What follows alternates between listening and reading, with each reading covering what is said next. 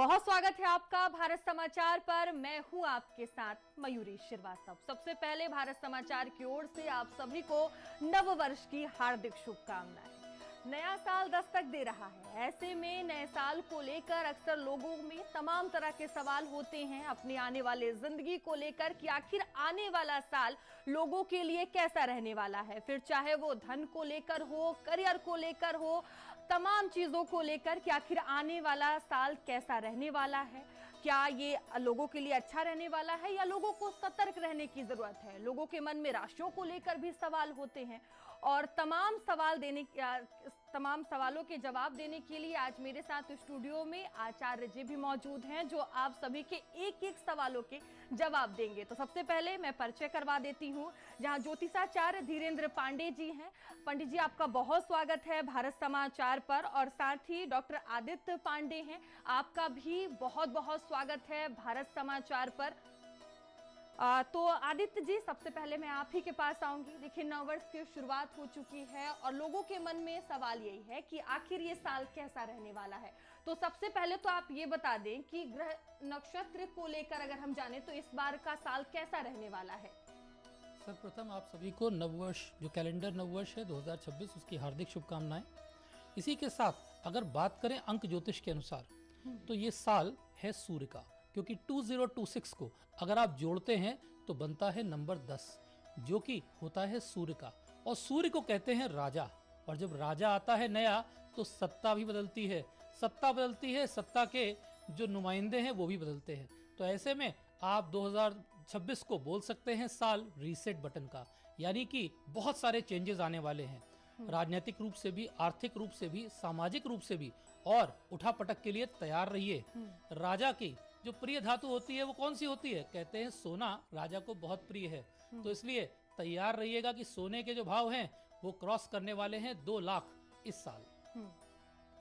बिल्कुल। और धीरेन्द्र जी भी हैं हमारे साथ। धीरेन्द्र जी, आपसे मैं राशियों को लेकर समझूंगी, क्योंकि देखिए लोगों के मन में कई सवाल है राशियों को लेकर। तो राशियों को किस तरह से देखा जाए? अगर मेष राशि की बात की जाए तो मेष राशि के जो जातक हैं, किस तरह का साल उनके लिए रहने वाला है ये? देखिए, जहाँ तक मेष राशि की बात है तो मेष राशि का स्वामी मंगल है। मंगल अभी नववर्ष के शुरू में जो है सूर्य, शुक्र, इन सब ग्रहों के साथ है, मंगल अस्त है। और मेष राशि वर्तमान समय में शनि की जो 7.5 है उसके प्रथम चरण से गुजर रही है, शुरू के 2.5 साल। तो मेष राशि वालों के खर्चे बढ़ेंगे, क्योंकि शनि की तीसरी दृष्टि धन भाव पे पड़ रही है। तो इस कारण से आर्थिक जो लाभ है वो कम होगा, खर्चे बढ़ेंगे और उस कारण से उनको फाइनेंशियल थोड़ा सा दिक्कत होगी, टाइट स्थिति महसूस करेंगे। और मेष राशि वालों को अपना स्पिरिचुअल, रिलीजियस जो साधनाएं उनको बढ़ाना होगा, जिससे कि जो शनि की 7.5 का अशुभ प्रभाव है वो मेष राशि वालों पे कम पड़े, क्योंकि अभी ये लगभग 7 वर्षों तक 7.5 का प्रभाव मेष राशि पे रहेगा। और मेष राशि से अब हम बृहस्पति को जब देखते हैं, जिसका लंबा गोचर होता है, तो ये मिथुन राशि है, कर्क राशि है, सिंह राशि पूरे वर्ष इन 3 राशियों में रहेगा। तो कर्क में वो उच्च का रहेगा, तो जैसे कुछ प्रॉपर्टी वगैरह में इन्वेस्टमेंट हो सकते हैं। सिंह में रहेगा तो वो बच्चे वगैरह की ग्रोथ होने के चांसेज हैं। लेकिन मुख्य रूप से 7.5 का प्रभाव फरवरी 2028 तक मेष राशि पे रहेगा, पहला चरण। और पूरे 7 वर्ष अभी है, तो उनको पूजा आराधना, धार्मिक एक्टिविटी, शनि का दान और शनि का जप, ये सारे निश्चित रूप से करें। और गरीबों के साथ अच्छा व्यवहार करें, निम्न वर्ग के लोगों से जो उनके अधीनस्थ हैं, सर्वेंट हैं, जिससे कि उनका आने वाला समय ये साल और आगे भी अच्छा रहे। बिल्कुल, कह सकते हैं कि लोग कुछ उपाय जो है अपनाने और लोगों के लिए आने वाला साल काफी अच्छा हो जाएगा, जिस तरह से धीरेन्द्र जी बता रहे हैं। आदित्य जी, मैं आपके पास आऊंगी। जिस तरह से अभी आप बात कर रहे थे कि आने वाले साल में राजनीति में कई बदलाव देखने को मिल सकते हैं, तो राजनीति के लिहाज से ये साल कैसा रहने वाला है? राजनीति के लिहाज से ये साल बहुत ज़्यादा अप्रत्याशित होगा। इंटरनेशनल लेवल पे बहुत सी सत्ताएं बदलने वाली हैं। अगर भारत की बात करें तो भारत में बहुत से लोगों को ऐसा लग रहा है कि मोदी जी सत्ता छोड़ने वाले हैं या मोदी जी सत्ता का हस्तांतरण करने वाले हैं, ऐसा मुझे 2026 में नहीं दिखता। हाँ, मोदी जी अपना कार्यकाल पूरा नहीं करेंगे, ये मैंने जुलाई 2022 में कहा था और इसको फिर से बोलता हूँ। परंतु ये कहना कि मोदी जी के लिए साल खराब है, नहीं, ये साल मोदी जी के लिए बहुत अच्छा है, उनकी प्रतिष्ठा और ज़्यादा बढ़ेगी। साथ ही हमारे प्रदेश के माननीय जो महाराज जी योगी आदित्यनाथ जी हैं, उनकी बात करें तो उनके लिए भी वर्ष 2026 बहुत बढ़िया है। उनके भी द्वारा ऐसे निर्णय लिए जाएंगे जो कि अप्रत्याशित होंगे। बहुत से लोगों को आश्चर्य लगेगा कि ये भी नया शुरुआत हमारे महाराज जी ने कर दी है, पर वो भी जनता के लिए बहुत लाभप्रद रहेगी। ओवरऑल अगर देश के राजनेताओं की बात करें तो मुझे तेजस्वी सूर्या और जो हरीश सांघवी जी हैं, हर्ष सांघवी जी जो कि गुजरात में हैं, इन दोनों के भाग्य में तेजी से बढ़ोतरी दिखती है। और जैसे अभी हमने देखा कि बीजेपी में जो नए अध्यक्ष जी आए हैं, बिल्कुल यंग डायनेमिक हैं, इस तरह आप और भी बहुत से यंग टीम को देखेंगे। यूथ के लिए ये साल बहुत बढ़िया साबित होगा। आपने ओवरऑल तो बता दिया, यूपी की राजनीति को किस तरह से देखा जाए नए साल के लिहाज से? यूपी की राजनीति में अगर हम बात करें तो 2027 में जैसा कि मैंने कहा है, अखिलेश जी ताकतवर होते दिख रहे हैं, परंतु योगी जी की कुंडली उनसे कहीं ज्यादा मजबूत है। As per numerology Yogi Adityanath ji बहुत स्ट्रांग हैं, तो यानी हम कह सकते हैं कि 2026 में भी योगी आदित्यनाथ जी डोमिनेट करेंगे। उनके द्वारा ऐसे निर्णय लिए जाएंगे, ऐसे जो प्रशासनिक निर्णय है वो आएंगे जिनसे कि जनता को बहुत लाभ मिलेगा, मगर जो करप्ट लोग हैं, जो लोग जनता का शोषण कर रहे हैं, उनके लिए खतरे की घंटी बज चुकी है। हाँ बिल्कुल। तो धीरेन्द्र जी भी लगातार राशियों को लेकर बता रहे थे। धीरेन्द्र जी, आगे की राशि अगर हम देखें वृषभ राशि को लेकर, तो वृषभ राशि के जो जातक हैं उनके लिए ये साल कैसा रहने वाला है? किस तरह के उन्हें फैसले लेने चाहिए या सतर्कता बरतनी चाहिए?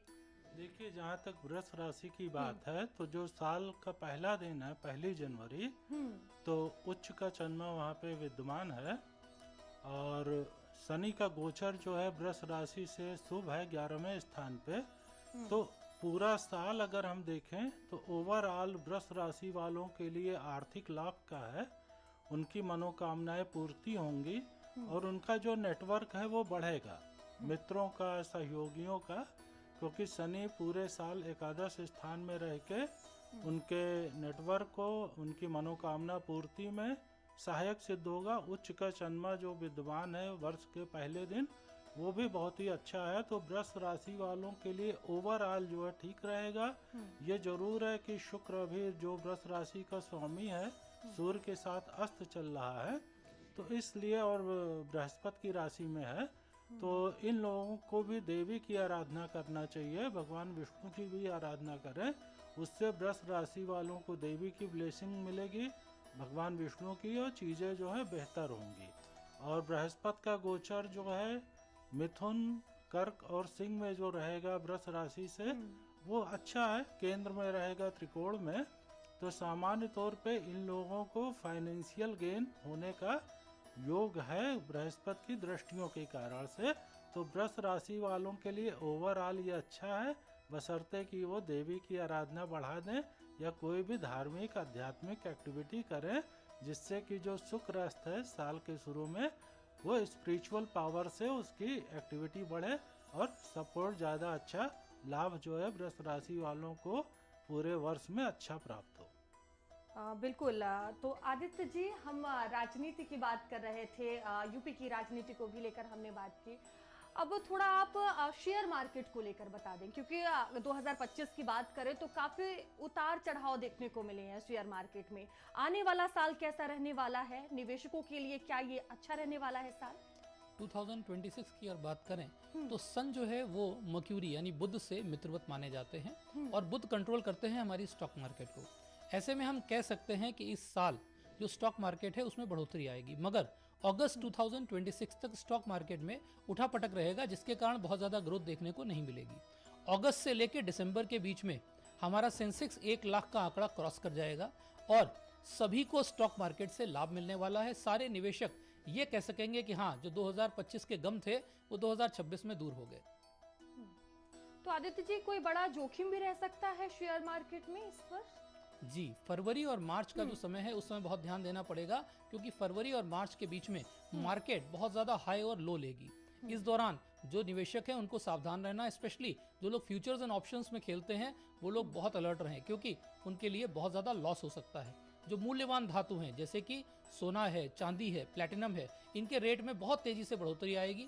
हाँ, जो ऐसे बिजनेसेस हैं स्टॉक मार्केट में जो कि मेटल्स से रिलेटेड हैं, हैवी मेटल्स से रिलेटेड हैं, उनके शेयर्स में आप बढ़ोतरी ज़्यादा देखेंगे।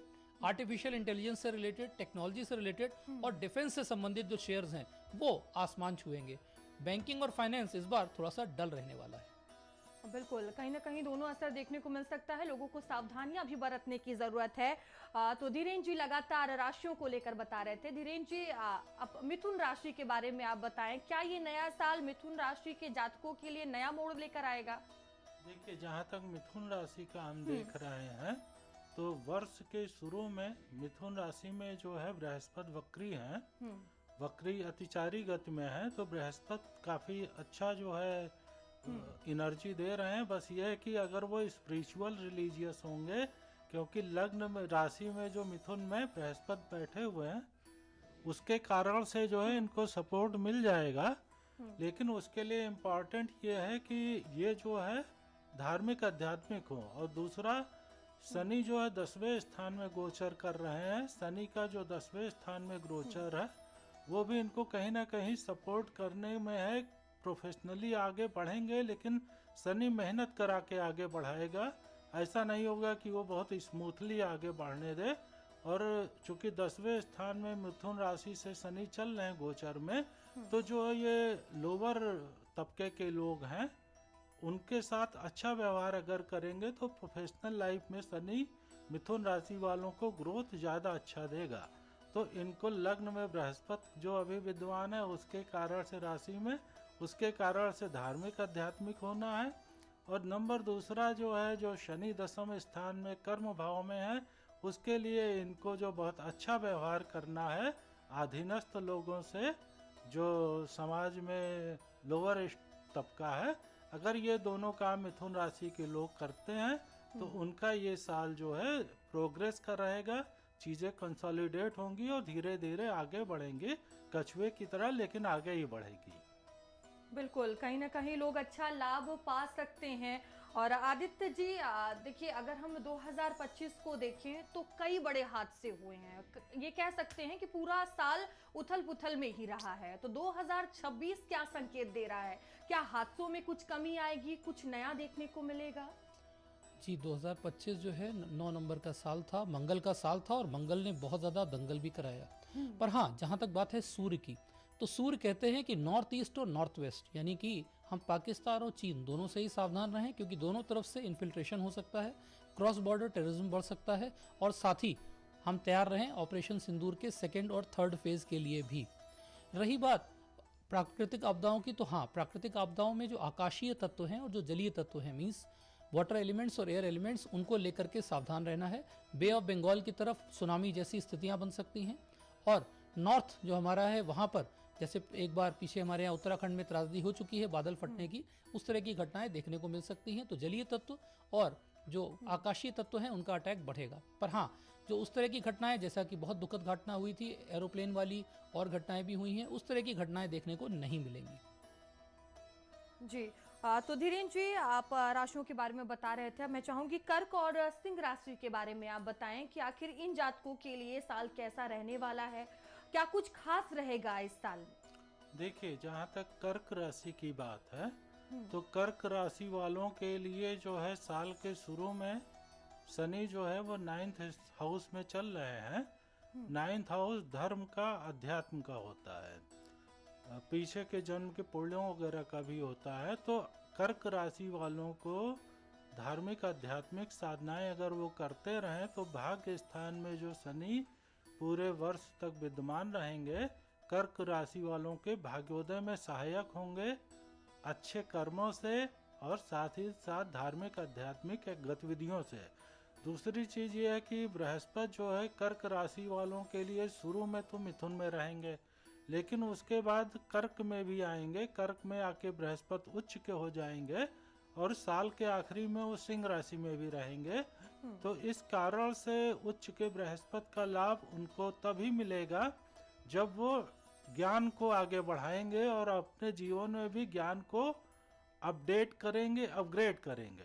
तो कर्क राशि वालों को धर्म, अध्यात्म और साथ ही साथ न्यू टेक्नोलॉजी, जो नया ज्ञान है, वैदिक ज्ञान है, आध्यात्मिक ज्ञान है, उसको भी अपने जीवन में उतारें, क्योंकि कर्क राशि वाले फिजिकल मेंटल डेवलपमेंट के साथ अगर इमोशनल और स्पिरिचुअल डेवलपमेंट चारों को लेके चलेंगे तो कर्क राशि में जो उच्च का बृहस्पति विद्यमान रहेगा और भाग्य भाव में जो है शनि रहेंगे और बृहस्पति की दृष्टि भी कई महीनों तक पड़ेगी शनि के ऊपर, तो उनके जीवन में पूर्व जन्म के पुण्यों का शुभ फल मिलने का उदय होने के अच्छे चांस है।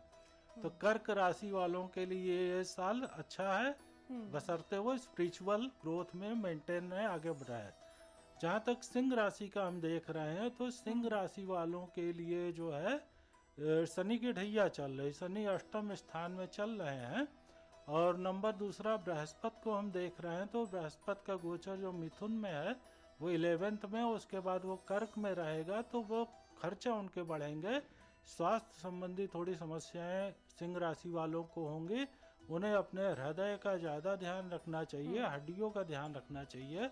और साथ ही साथ सिंह राशि वालों में अहंकार की भावना बहुत होती है, तो उन्हें अपना अहंकार ईगो को छोड़ करके और अपनी आत्मा पे, जो आत्मा की आवाज़ है उसको सुन के काम करना चाहिए, जिससे कि जो शनि की ढैया उनके ऊपर चल रही है और बृहस्पति भी बीच में जो है 12वें स्थान में रहेंगे उच्च के, तो वो उनको लॉसेज बहुत ज़्यादा ना हो, स्मूथली चलें, आसानी से चलें, कंसिस्टेंट चलें, बहुत रिस्की काम ना करें सिंह राशि के लोग, और अपने स्वास्थ्य का भी ख्याल करें, क्योंकि ये 1 अंक है जो है 2026 और सिंह राशि जो है इसमें एक्टिवेट हो जाएगी। और साथ ही साथ में जो है गोचर जो है शनि का नहीं अच्छा है, तो इन लोगों को गरीबों को दान करना है और पूजा आराधना करना है, शनि के शांति के लिए ढैया के कोशिश करना है कि शनिवार को जो है या प्रतिदिन जो है दिया वगैरह चलाएं, घर में साधना करें। तो अगर ये सब उपाय सिंह राशि के लोग करते रहेंगे तो इनके लिए स्मूथ रहेगा, लेकिन कुछ ना कुछ प्रॉब्लम्स 12वें स्थान पे जो बृहस्पति रहेगा, 8वें स्थान में शनि पूरे साल है, इनको कुछ ना कुछ प्रॉब्लम्स रहेगी। तो स्मूथ चलें, कछुए की तरह चलें, बहुत उछल कूद और बहुत जोखिम का काम ना करें, नहीं तो उनको नुकसान होने का है और स्वास्थ्य संबंधी दिक्कत भी हो सकती है। वाहन को थोड़ा धीमी चलाएं। बिल्कुल दिक्कतें हो सकती हैं, सावधानियां बरतने की जरूरत है, जिस तरह से धीरेन्द्र जी कह रहे हैं। आदित्य जी, आप ये बताइए कि नए साल में परेशानियों से बचने के लिए और अच्छा समय लाने के लिए लोगों को क्या ज्योतिषी उपचार करने चाहिए, क्या उन्हें उपाय करने चाहिए? जी, सभी जो राशि वाले हैं, सभी जो जनता है उसके लिए, क्योंकि सूर्य का साल है तो सूर्य की उपासना अवश्य करें। और मैं हमेशा कहता हूं कि आपकी कुंडली में, आपकी एस्ट्रोलॉजी और न्यूमरोलॉजी में जो सूर्य होता है वो कंट्रोल होता है आपके पिता से। तो अगर आपके घर में आपके पिताजी हैं तो फिर कृपा करके 1 तारीख को सुबह सुबह सूर्योदय के समय पिताजी का आशीर्वाद अवश्य लीजिए और कोशिश करिए 1 साल तक पिता के आदर्शों को फॉलो करें। दूसरा, क्योंकि बहुत से ऐसे भी होंगे जो कि कहेंगे पिताजी नहीं हैं, सुख कम है, या फिर पिताजी दूर हैं, तो उनसे कोशिश करें, संपर्क करें। अगर पिताजी नहीं भी हैं तो फिर पिता को ध्यान करें, उनके आदर्शों और मूल्यों को फॉलो करें। दूसरा, एक बहुत सरल उपाय है, सूर्य भगवान को तांबे के पात्र से जल दीजिए। सूर्य को अर्घ देने से आपकी जो एनिग्मा है, जो एनर्जी है, जो आपका कॉन्फिडेंस है वो बढ़ता है। जल देते समय सिर्फ 2 चीज़ों का ध्यान रखना है, पहला कि उसमें रोली डाल दीजिएगा, और दूसरा कि जो ये जल है वो पैरों पर वापस ना गिरे, तो किसी गमले पर कर दीजिए। और जिस समय आप जल अर्पित करें, ध्यान रखें कि दोपहर के 12-1 न बज रहे हों, क्योंकि बहुत से रात्रिचर हो गए हैं आजकल लोग, जो लेट उठते हैं उसके बाद में कहते हैं कि साहब 11 बजे कैसे सूर्य को जल दें। तो प्रभु कोशिश करिएगा कि आप सूर्य भगवान का आशीर्वाद लेने के लिए सुबह के सूर्य को अर्घ दें। हाँ, ये भी हो सकता है कि सूर्य आपको उस समय ना दिख रहा हो, कारण इंद्र देवता की दया से कभी कभी ऐसा मौसम होता है कि सूर्य नहीं दिखते, परंतु हमको पूर्व दिशा तो मालूम है ना, हम उस दिशा की ओर सूर्य को अर्घ देंगे। उसके अलावा जो सूर्य है, अगर उसको बैलेंस करना है, इस साल को 2026 को अच्छा करना है, तो मैया का ध्यान करें। मैया का ध्यान करने के लिए दुर्गा सप्तशती में एक बहुत सुंदर मंत्र है, देहि सौभाग्यम आरोग्यम देहि में परमम सुखम रूपम देहि जयम देहि यशो देहि द्विषो जहि। इसका पाठ कर लें। और अगर ये भी नहीं कर सकते तो सबसे सरल तरीका है कि याद कर लो मैया को। कैसे? मैया मैया मैया के रूप में। तो अगर आप मैया को ध्यान करेंगे, मैया का पूजन करेंगे और सूर्य भगवान का पूजन करेंगे, तो 2026 आपके लिए कितना ही कष्टप्रद क्यों ना हो, आपकी कुंडली के अनुसार, आपकी न्यूमरोलॉजी के अनुसार वो भी शुभ हो जाएगा। और चूंकि जब तक हम आपकी कुंडली की डिटेल्ड एनालिसिस नहीं कर लेते, या हम आपकी पूरी date of birth, time of birth, place of birth, या फिर आपकी न्यूमरोलॉजी में नाम की स्पेलिंग नहीं देख लेते, तब तक हो सकता है हमारी भविष्यवाणी जो जनरल नंबर्स के हिसाब से है, राशि के हिसाब से है, आपको लगे कि आपको मैच नहीं हो रही है। तो कृपा करके अपने नियरेस्ट बेस्ट एस्ट्रोलॉजर को सर्च करिए और कोशिश करिए उनसे जाकर के मिलिए। बिल्कुल, तो माता रानी को याद करें, भगवान सूर्य को अर्घ्य दें और साथ ही अपने पिता का आशीर्वाद लें। ऐसा कहना है कि आने वाला साल आपका और अच्छा हो सकता है। तो धीरेन्द्र जी, मैं आपके पास आऊंगी।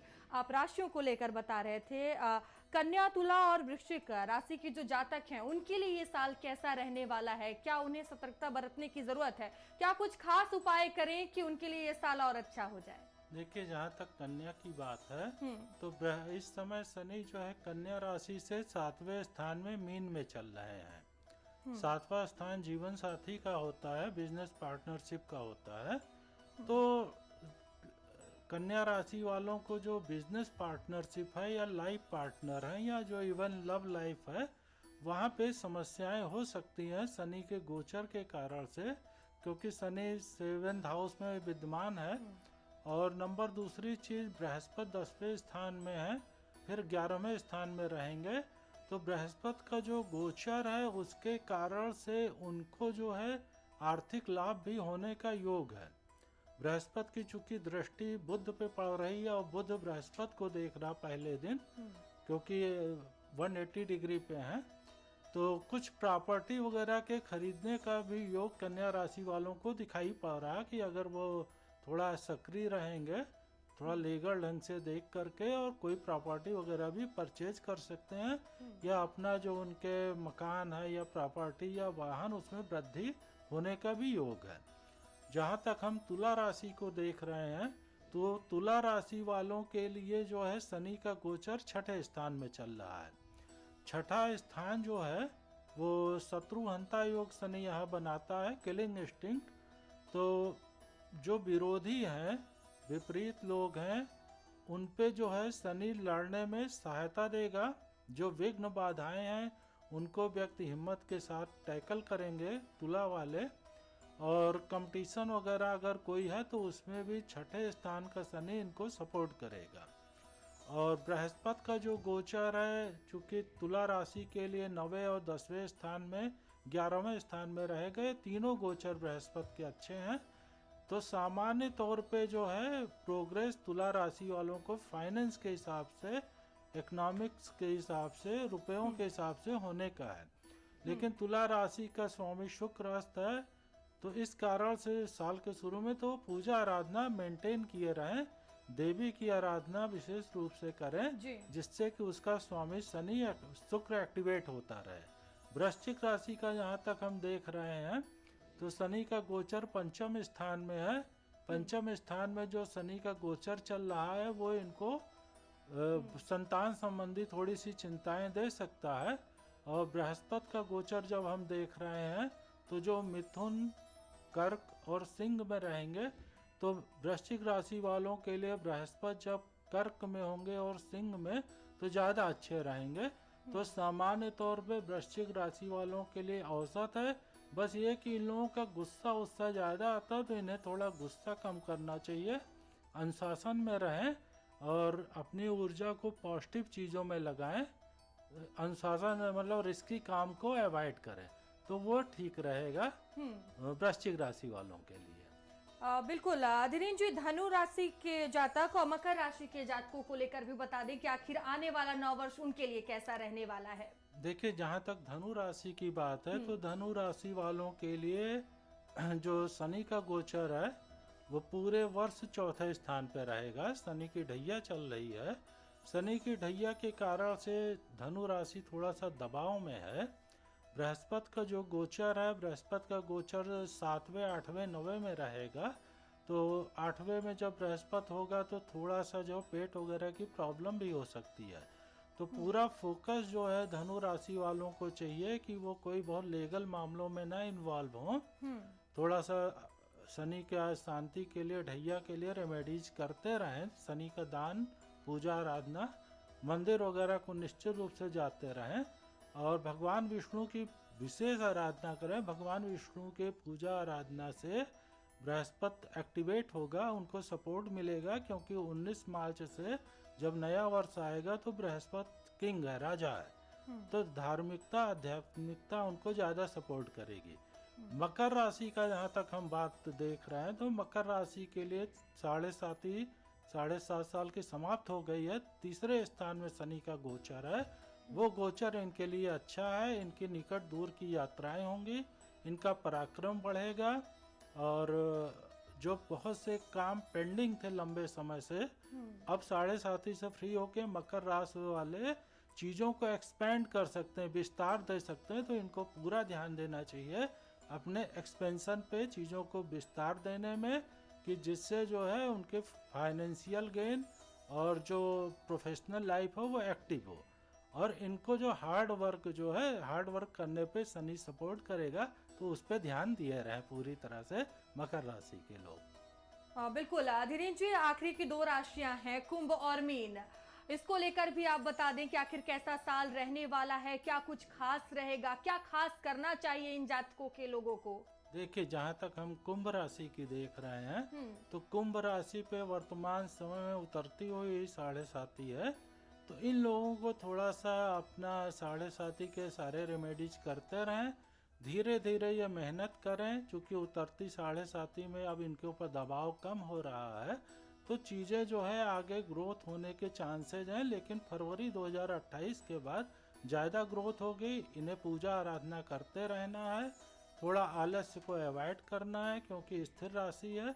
मीन राशि का जहाँ तक हम देख रहे हैं तो मीन राशि को ज़्यादा सावधानी रखनी है, क्योंकि पूरे वर्ष भर जो है शनि मीन राशि में रहेंगे। शनि की मध्य की 7.5 मीन राशि पे चल रही है। इनका पत्नी से विचारों में टकराव होने का योग है, क्योंकि शनि पत्नी स्थान को देखेगा। बिजनेस पार्टनरशिप से भी समस्या हो सकती है। तो ये अपने बहुत ही संयम रखें, पूजा आराधना करते रहें, बहुत ही रिस्की काम ना करें। मीन राशि के लोग विष्णु जी की आराधना या जिस देवी देवता पे विश्वास है उनकी पूजा आराधना करते रहें, जिससे कि 7.5 का दबाव कम हो और अधीनस्थ लोगों से अच्छा व्यवहार करें। मीन राशि वालों को ये वर्ष थोड़ा सा सावधानी रखना है, अपने स्वास्थ्य की भी और साथ ही साथ जो फाइनेंस की भी। अगर ये उपाय करते रहेंगे मीन राशि के लोग, तो शनि का दबाव कम होगा। बृहस्पति जो है इनको सपोर्ट करेगा, क्योंकि मीन राशि का स्वामी बृहस्पति होता है। बृहस्पति जब कर्क में होंगे तो उच्च के होंगे और वो सपोर्ट करने की स्थिति में मीन राशि को रहेंगे। लेकिन बृहस्पति एक्टिव तभी होगा जब ये पूजा आराधना करेंगे विष्णु जी की, विशेषकर या किसी भी देवी देवता की मंदिर वगैरह में नियमित रूप से दर्शन करें। तो मीन राशि वालों को ज़्यादा आध्यात्मिक धार्मिक उपाय करना है, कि जिससे इस साल उनका चलता रहे, लॉसेज ना हो और कोई बहुत रिस्की काम ना करे, आराम से चलें मीन राशि के लोग। बिल्कुल जातक जो है वो सावधानियां बरतें। आदित्य जी, मैं आपके पास आऊंगी और जाते जाते मैं यही चाहूंगी कि आप ये बताएं कि पूरा साल कैसा रहने वाला है, फिर चाहे वो प्यार को लेकर हो, शादी को लेकर हो, पारिवारिक रिश्तों को लेकर हो। हमारे जो दर्शक हैं उनको सुझाव दें कि पूरा साल उनका अच्छा रहे। वर्ष 2026 अगर हम बात करें तो सूर्य का साल होने के कारण युवाओं के लिए बहुत इंपॉर्टेंट है, क्योंकि इस साल उनके रिलेशंस को भी नई डेफिनेशन मिलेंगी। बहुत से ऐसे लोग हैं जिनके रिलेशंस बहुत ख़राब चल रहे थे, उनके रिलेशंस आप देखेंगे कि इम्प्रूवमेंट आएगा। कुछ ऐसे रिलेशंस थे जो कि ड्रैग कर रहे थे, घसीट रहे थे रिश्तों को, आप देखेंगे कि वो लोग इस साल इन रिश्तों से दूर हो जाएंगे। रही बात कि उनके रिलेशंस कैसे अच्छे किए जाएं, तो मेरा मानना है कि हमें हमेशा भगवान शिव और मैया पार्वती को अपना आइडियल मानना चाहिए, क्योंकि खराब से खराब परिस्थितियों में भी भगवान शिव और माता पार्वती हमेशा साथ दिखते हैं। ऐसे लोग अगर चाहें तो गौरी शंकर रुद्राक्ष का धारण करें, और साथ ही अगर आप चाहते हैं तो शिवलिंग पर जल अर्पित करने का नियम बना लीजिए। इससे भी रिलेशनशिप बहुत इंप्रूव होंगे। यूथ के लिए साल 2026 बहुत अच्छा है। हमारी जो यूथ टीम्स हैं, क्रिकेट वाली टीम भी हो, उसके अलावा और स्पोर्ट्स में भी आप देखेंगे कि इस साल हमारे जो यूथ है वो झंडा गाड़ने वाला है ग्लोबल लेवल पे। बिल्कुल कह सकते हैं कि ये साल बहुत अच्छा रहने वाला है। धीरेन्द्र जी, जाते जाते आपसे भी मेरा एक आखिरी सवाल है। आपने पूरी राशियों के बारे में बताया कि राशियों के जो जातक हैं उन्होंने अपनी जानकारी ली, लेकिन कई ऐसे लोग हैं जिन्हें अपनी राशियों के बारे में नहीं पता होता है कि आखिर उनकी राशि क्या है। मैं चाहूंगी कि ऐसे लोगों के लिए भी आप कुछ उपाय बताएं कि वो अपने साल को और अच्छा कर सकें। देखिए, दो चीज़ों को बहुत ही ध्यान रखें। नंबर एक चीज़ तो ये है कि चूंकि बृहस्पति उच्च के रहेंगे पूरे वर्ष सभी के लिए, और मीन में शनि रहेंगे, ये दोनों धर्म अध्यात्म के ग्रह हैं, तो जिनको भी अपनी राशि नहीं मालूम है उनको एक तो अध्यात्म को अपने जीवन में बढ़ाना, क्योंकि हम भौतिकता की अंधी दौड़ में भाग रहे हैं और हर व्यक्ति कहता है हमारे लिए समय नहीं अध्यात्म के लिए। कम से कम 1 घंटा पूजा आराधना साधना मेडिटेशन हर व्यक्ति करे तो निश्चित रूप से 2026 उसको काफ़ी कुछ दे जाएगा। नंबर दूसरी चीज, उच्च का बृहस्पति है वो ज्ञान का है, तो हमें जो नई नई टेक्नोलॉजी आ रही है वो सारी चीज़ों को अडॉप्ट करना चाहिए, क्योंकि हम विश्व के सबसे युवा कंट्री हैं। हमारे देश की 65% आबादी युवा है, तो उन सारे लोग नई टेक्नोलॉजी को अडॉप्ट करेंगे तो निश्चित रूप से 2026 में भारत विश्व स्तर पे वर्ल्ड का जो नेशंस है उसमें बहुत अच्छा स्थान हासिल करेगा। और ओवरऑल जो है जिनको अपनी राशि नहीं मालूम है उनको इन दो चीज़ों को अडॉप्ट करने से, अपडेट एंड अपग्रेड, नई टेक्नोलॉजी अडॉप्ट करें, धर्म अध्यात्म से जुड़े रहें, सनातन धर्म की टीचिंग्स को अपने जीवन में उतारें।